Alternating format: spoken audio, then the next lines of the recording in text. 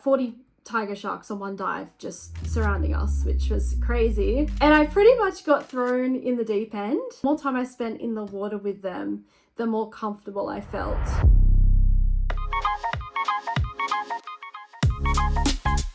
Ladies and gentlemen, welcome back to Get the Shot, brought to you by Tamron Australia. My name is Joe Orchard and I'm your host. Today I am joined by Kendall Rose, an underwater shark photographer. She's worked with Discovery. She's done all sorts of incredible projects, does all sorts of great marine work and charity associations. Said to a lot of people that I've had on the show, I look forward to this chat, but I cannot wait for this one. This is so awesome. So Kendall, thank you for coming on the show. No, thank you so much, Joe, for having me. I can't wait to get into it all. What is something that your audience probably doesn't know about you? Something that my audience probably doesn't know about me is that I actually used to have a huge fear of the ocean.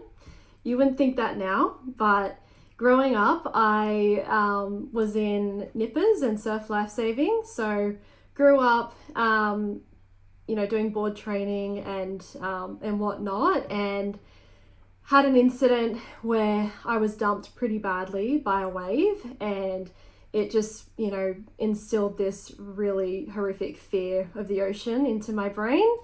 And from that moment, I was having panic attacks anytime I was past my knees in the water, for example. I could not put my head under the surface.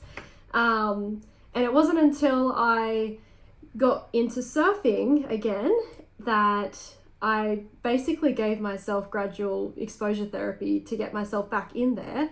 And took it one step at a time and eventually got back into the water, in a different way in terms of free diving and scuba diving rather than surfing. So that was really a really positive step in my journey. So, but not many people would know that, seeing me today and all the work that I'm doing in the ocean.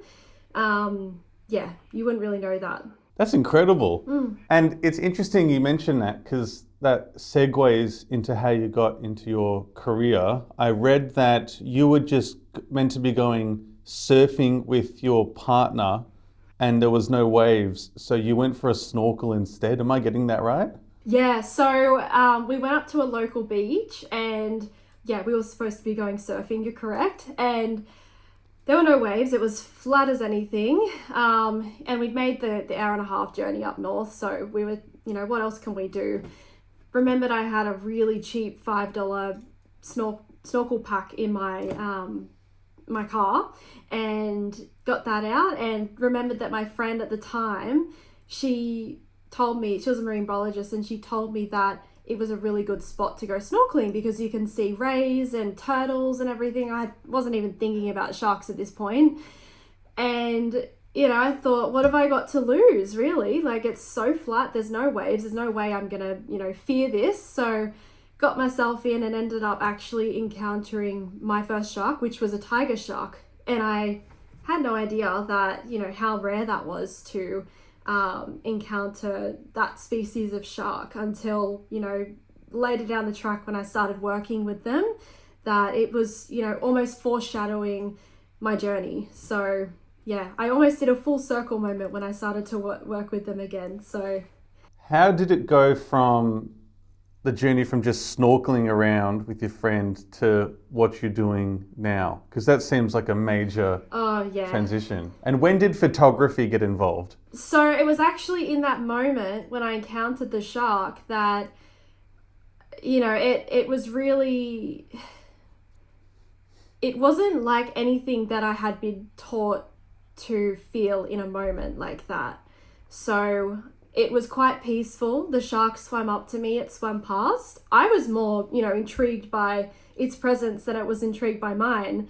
And, it was in that moment that I really, really wanted to share that experience with other people. And I couldn't quite capture the emotion just by telling people how it felt. So I thought, what's the next best thing is, showing people through photographs. So I ended up getting my first setup. It was a little TG6 with a little housing, and I was out every weekend trying to find that shark. Every weekend I was out there trying to find the shark again, and I never saw it since, and I've never seen it since that day. But I have encountered, other sharks in that area, like the grey nurse sharks and bull sharks and whatnot, but I never saw that shark again. And I guess I was just chasing that feeling again, and it led me to getting more and more involved in photography. Bear in mind, I had never picked up a camera before this moment. So I actually taught myself photography through underwater photography before land photography, if that makes sense. So that's so interesting. Yeah. So when I met my partner, he's, a massive photographer nerd as well. And I was just shooting in auto when we're, just out and about in the, up on land, I say. And he was like, "What are you doing? Why are you shooting on auto?" And I was like, I don't know what to do. Like, I just know all of, everything I need to know has been taught in an underwater setting. So if I gave you a camera right now and told you to take like architecture photos, how would you go? Not great. Not great. I'm getting better, but I just I love land photography, don't get me wrong, and it's something that I want to become more passionate about, hence why I'm really keen to try one of the telephoto lens. But underwater photography is certainly where my heart is at. It's where my passion is. I feel like the most misunderstood creatures that we have on our earth come from, beneath the surface. So I'm just really passionate about, raising awareness and educating the community on, how misunderstood they are. What is something that we misunderstand about sharks? That they're not man-eating monsters. They're not out to, get humans or whatnot. They're actually very inquisitive and very, very smart. I could talk all day about how peaceful an encounter with a shark is in, obviously an unbaited environment where their senses aren't, heightened and whatnot. But they're just not monsters like the, Jaws and those, the media sensationalizes them to be. They're truly the most awe-inspiring creatures that, just evoke the most profound sense of peace when you're around them, because, they come up to you and they swim so close to you, and, you can just see them trying to, work out what you are, who you are, and, some sharks have never seen a human in their lives before, right? So they're obviously going to be curious. So, but for me, like, the closer the encounter, the better. I love it so much. Is there a moment recently that you had with a shark or another animal that really just was significant? Yeah. So, the start of this year, I went to South Australia, the Neptune Islands, very last minute trip with my friend, and we encountered the most incredible, the most iconic underwater species that you can encounter, the great white shark. It was just sensational. It is nothing, it blows away anything that I've ever encountered in my life. And I've spent several years working with 4.5 meter tiger sharks. So, it's got to be something big to really blow my mind. I'm getting secondhand anxiety listening to all of this. But for me, it's the opposite, right?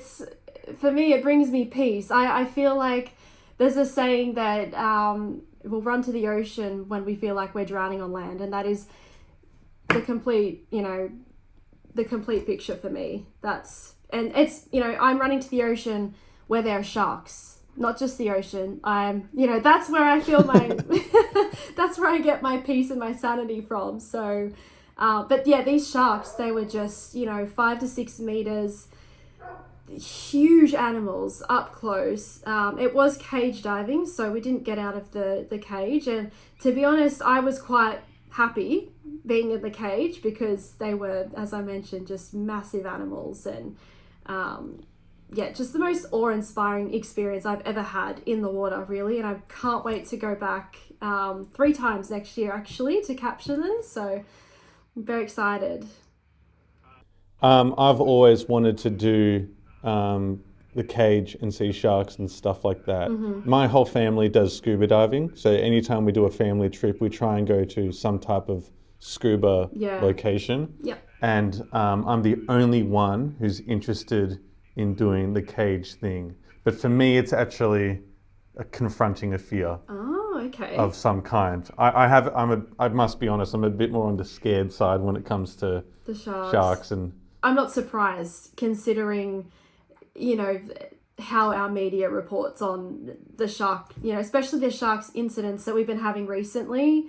I'm not surprised. And you mentioned Jaws, and I reckon I saw Jaws at an inappropriate age, too young, and so that that may have had an effect. No, absolutely. When you go to take photos or go on a shoot, what does that look like? Because I've seen on your Instagram that sometimes you're right next to the sharks, sometimes you're doing a cage. So what do shoots look like for you? Well, it really depends on the shark species that I'm encountering and the environment. So, for example, here, if I'm just going shore diving, free diving off the shore, I'll just have my underwater setup, maybe some video lights, I'll have my camera in and I'll just go. There's no issues because I have no issues encountering sharks off our shores because I know that I'm not going to put myself in a high risk situation such as being around spear fishermen or I know the signs to look out for such as bait ball, high fishing activity. If there's been significant rainfall recently, I'll just avoid the ocean at all costs because I don't want to take that risk. But when I'm overseas, when I was working in Maldives, I would just, it was a baited situation. So we had probably had, up to 40 tiger sharks on one dive just surrounding us, which was crazy. Oh my goodness. And I pretty much got thrown in the deep end. I had no formal shark diving training when I started. And my boss at the time, he's also my friend, he was basically like, you just learn. You just make your own mistakes and you learn as you go. And I trusted him with that. And the more time I spent in the water with them, the more comfortable I felt with my camera. So I spent less time holding my camera down by my side and more time, actually shooting and taking in the moment. So, but yeah, obviously with the cage diving as well, it's a little bit more challenging because you are restricted. However, we are able to, slide the door open a little bit, put the camera out until the shark's close enough, push ourselves back in and close the door, and we've got the shot. So, yeah. That's wild. How heavy is your rig? I'm super curious about this. It's, I would say it's, without lights, it's probably 12 kilos. Yeah, it's very heavy.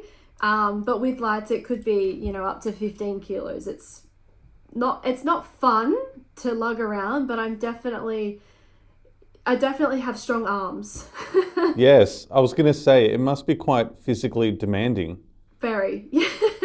Very, very. Because you have to keep track of a few things then. There's the sharks, there's getting the shot, but there's also not getting too tired or exhausted. And how do you navigate all of that? That seems like... To be honest, I feel like I will never get exhausted and I will never feel sick of being in the ocean with sharks. I think I could probably spend the entire day in the ocean with sharks. I can't recall a moment where I have felt like it's too much for me and I've had to, go back to the boat or go back to shore. There have been moments here when I've been shore diving where you might run into strong currents and whatnot, and I know when it's time to turn back and go, because I don't want to get sucked out to sea or whatever. But in terms of the sharks, you're right, there is a lot to look out for, but I think I do that just without thinking, really. I can see sharks coming from all over the place. I'm very good with spotting them, even from 40, 50 meters deep. You can see them coming. But yeah, I do run trips as well, and I guess they're a little bit less experienced with the sharks. It might be their first time ever diving with the sharks, and you can definitely see how the camera or the GoPro becomes a bit of a distraction. But over time, you learn to navigate that, and the safety and the awareness side just becomes second nature. I noticed that as of the time of recording this, you've sold out 2 trips and you've got a wait list being developed. How did you get involved in doing these expeditions? It was really random, actually. I met up with a friend. His name's Terrence. He's from Sydney, and he's also an underwater photographer. And we just went for a dive together one day, and we just realized that we both had the same passion for sharing ocean experiences with other people. We're both naturally leaders, and I just have a big passion about introducing people into the ocean, because I know how much it changed my life. And so we just decided, on a whim, to set up an expedition company. We ran a couple of social dives to, kickstart the business. And, it started off with just, friends and, friends of friends who are joining trips. And now, yeah, like you said, we're selling out. And, even on the Great White trip, we've got a waiting list of over 600 people, which is crazy. Unbelievable. Yeah. Make it 601. I'm going to add myself to it. You should come and face your fear. I know. It's about time. Yeah, for sure. What are your goals with your photography at the moment? Honestly, I think that I'm wanting to delve more into filming. So, my partner, he's a ocean filmmaker. So that's always been his thing. But as he's developed that passion, I've also, stood by him and I've watched him do it. And I think what was holding me back was just the editing process, learning Da Vinci and the ins and outs of filmmaking. But it's a goal of mine to get more into underwater filming. So when I go back to Great Whites, the Great White trip in January next year, one of my goals is to have the Great White just swimming front on into the camera in a really slow-mo pace. So that's a very big goal of mine. I would love to get a shot like that. But also the iconic Jaws poster of the shark, up like this with its teeth showing. I got half of the shark this year. I don't know if you've seen the photo, but I have half of the shark, up like that, but I just want the full shark. Nice. You'll get there sooner than you think, I reckon. Yeah, I hope so. When you're working on video, is this towards a project like a documentary, a YouTube series? What are you wanting to film towards? I haven't really thought that far in advance, but my partner, I keep mentioning him, sorry, he's he's wanting to eventually film an ocean documentary. So I'd love to be able to assist him with that and actually know, what I'm doing and assist him with the editing process as well. So I'm really keen to learn from him, the ins and outs of that. But also I also own a shark research company. So just getting bits and pieces behind the scenes, in-field experiences as well as underwater experiences to, really feed our social media and our website and marketing and stuff like that. So. All right, wonderful. We'll get towards that stuff in a moment, but what's your partner's name? His name's Alexis. Fantastic. Shout out Alexis. What's it like working and doing photography and video with your partner? It's great. It's really great because I have my own personal photographer. So, he's able to take all of those behind the scenes shots of me, and I'm also able to take those of him. So we really complement each other as a team. And, sometimes he might focus on the filmmaking while I'm focusing on photos, and we might, delve into each other's work and help each other edit and whatnot. So it's really good to have another set of eyes and another camera involved as well. So charity work, Shark Guardians as well is a thing that you work on and work with. Tell me all about that side of your life and what you're up to there. So I used to be a shark ambassador for Shark Guardians. But now I've transitioned into my own shark research company called Neural Fin Shark IDAI. And we basically are the first company globally to be able to identify sharks on an individual basis. So, our software isn't able to just identify, this is a tiger shark, or this is a grey nurse shark, or this is a bull shark. We're actually able to identify that is, tiger shark TS030, for example. That is that exact shark. And as we're building our global database, we're able to track these sharks in a non-invasive way. Oh, that's really awesome. What made you want to lean in towards this with your career? I think going back to that initial encounter with the tiger shark that I had for the first time, and as I understood more about sharks, I start to, really delve into the negative aspects of sharks, especially in Australia as well, in terms of, our drum lines and shark nets and shark culling and all of, that stuff that's not great. I think I just wanted to really make a difference. And I think that I'm so passionate that if I am passionate about something, I know that I can make a difference. And I feel like it's really my life's purpose to leave my mark and leave the world in a better place than, when I wasn't here. So, I think that, initially it started with that first moment of seeing that tiger shark for the first time and really wanting to put protocols in place to be able to protect them because they're not protected in our waters. I've got an idea of your timeline for your career, but it seems like you've done a lot in a short space. And I think you're the only person in the entire world doing exactly what you're doing. How does that feel to be so particular and in such a unique field and niche? Yeah, it's definitely, it definitely feels special. But it's a complete,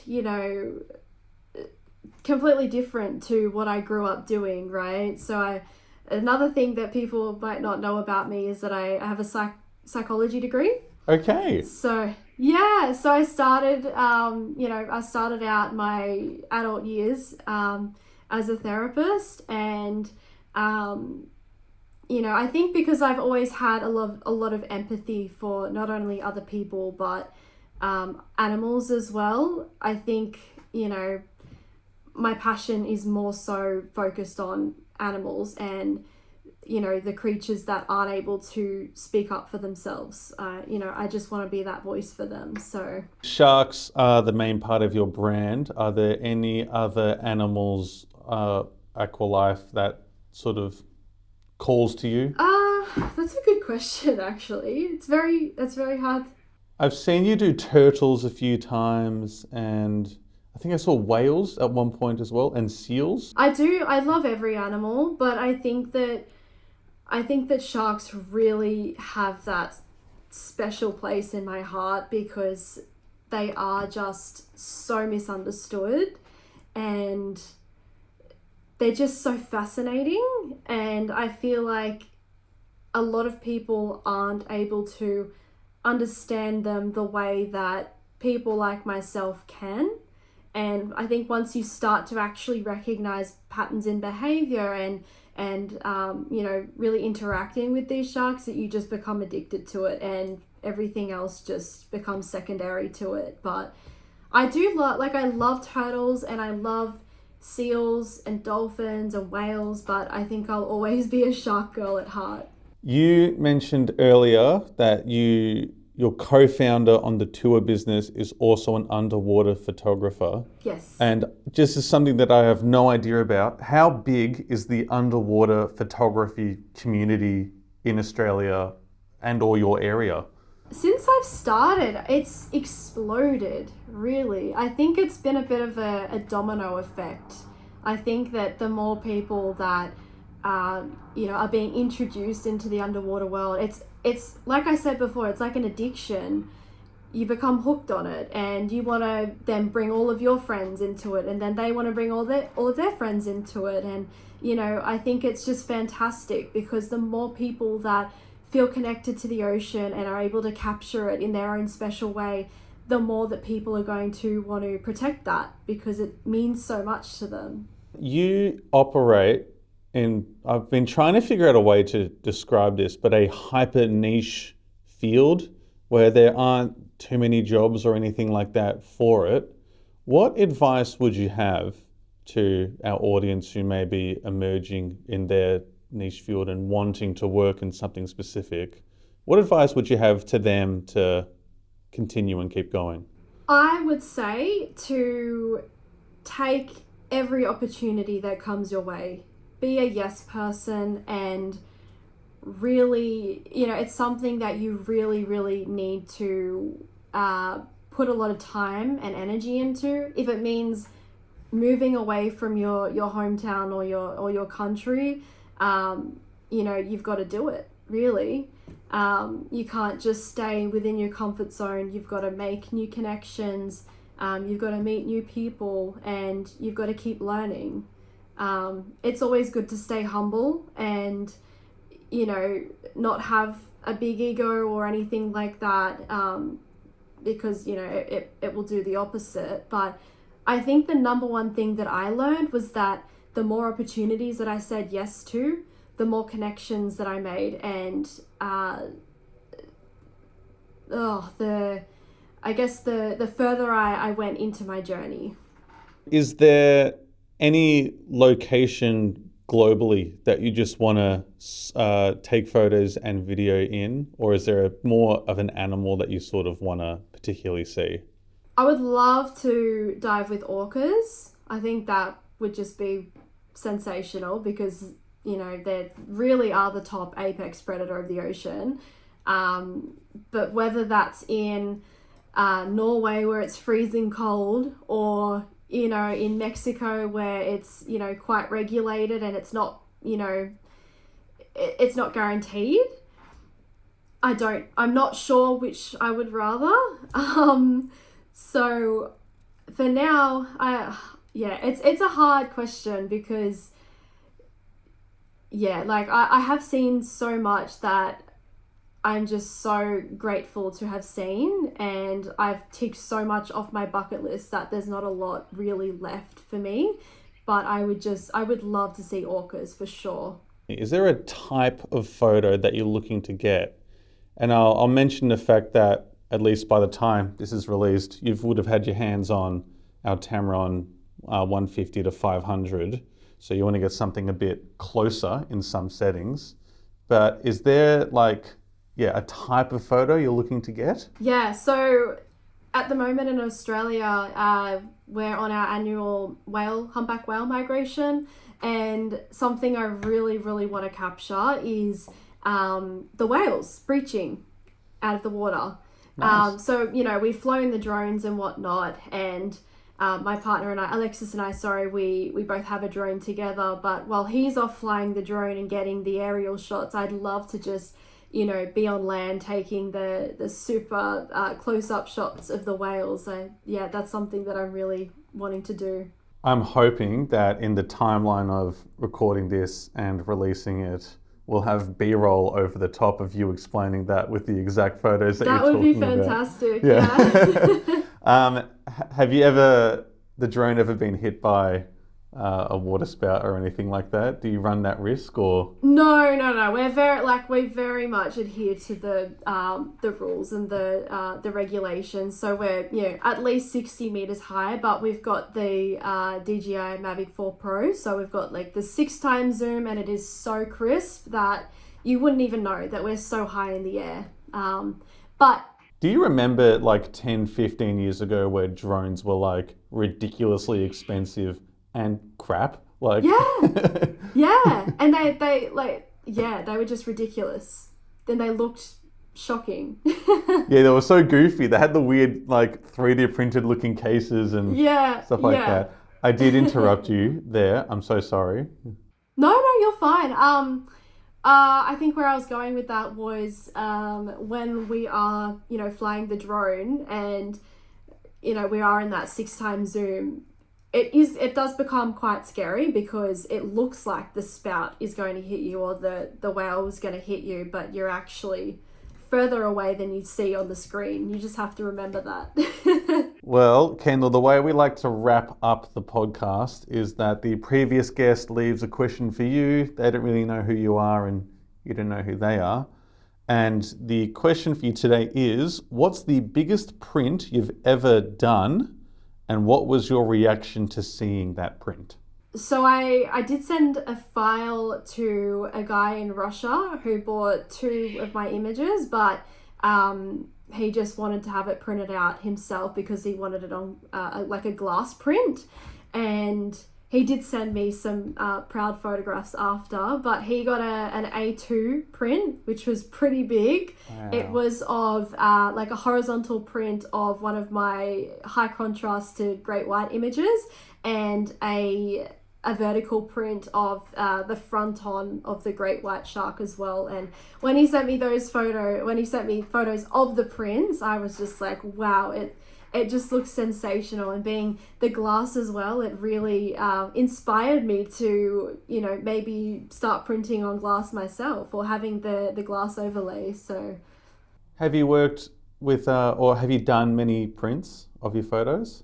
Yeah, but I have a partnered printing company and I'll just send the orders to those guys and they'll ship them out for me. So I don't actually have them on stock, on hand, sorry. But I have printed some out for myself, of course, which I love. Do you have a favorite in your house that you've printed?